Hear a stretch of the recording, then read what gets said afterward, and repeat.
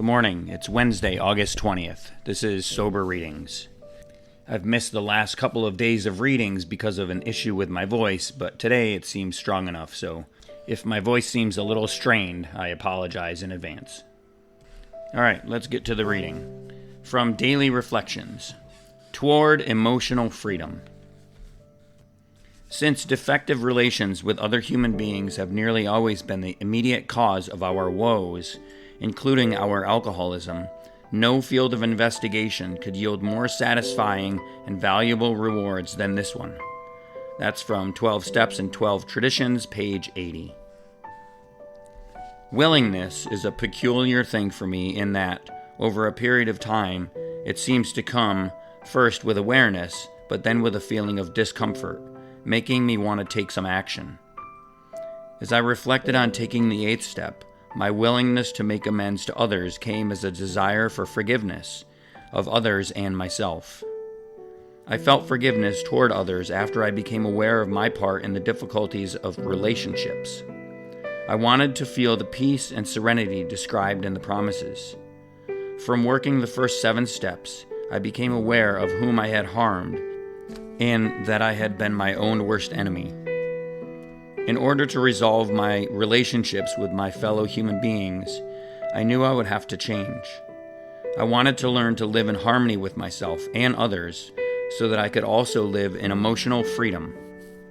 The beginning of the end to my isolation from my fellows and from God came when I wrote my 8th step list. Today's reading from the 24 Hours book, the AA Thought for the Day. When many hundreds of people are able to say that the consciousness of the presence of God is today the most important fact of their lives, they present a powerful reason why one should have faith. When we see others solve their problems by simple reliance upon some spirit of the universe, we have to stop doubting the power of God. Our ideas did not work, but the God idea does. Deep down in every man, woman, child, is the fundamental idea of God.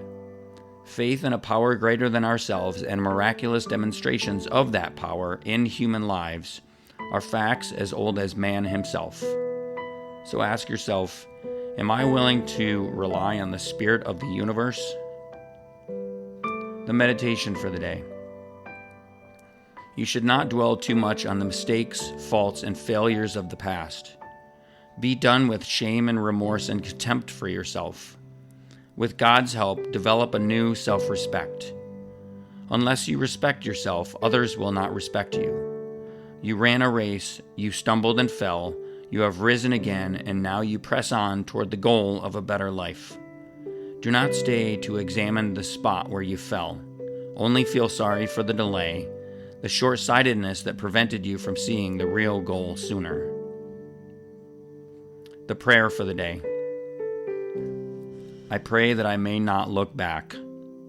I pray that I may keep picking myself up and making a fresh start each day. And finally, today's reading from As Bill Sees It, page 55. Seeking Guidance. Man is supposed to think and act. He wasn't made in God's image to be an automaton. My own formula along this line runs as follows. First, think through every situation, pro and con. Praying, meanwhile, that I be not influenced by ego considerations. Affirm that I would like to do God's will.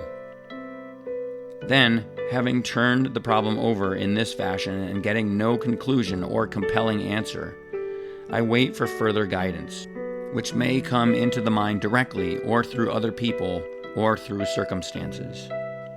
If I feel I can't wait and still get no definite indication, I repeat the first measure several times, try to pick out the best course, and then proceed to act.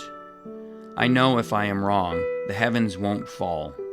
A lesson will be learned in any case. That's from a letter written in 1950. Thanks for listening to Sober Readings today. Until tomorrow, don't drink, go to a meeting, and keep coming back. Have a great day, And as my friend Larry says, best day ever.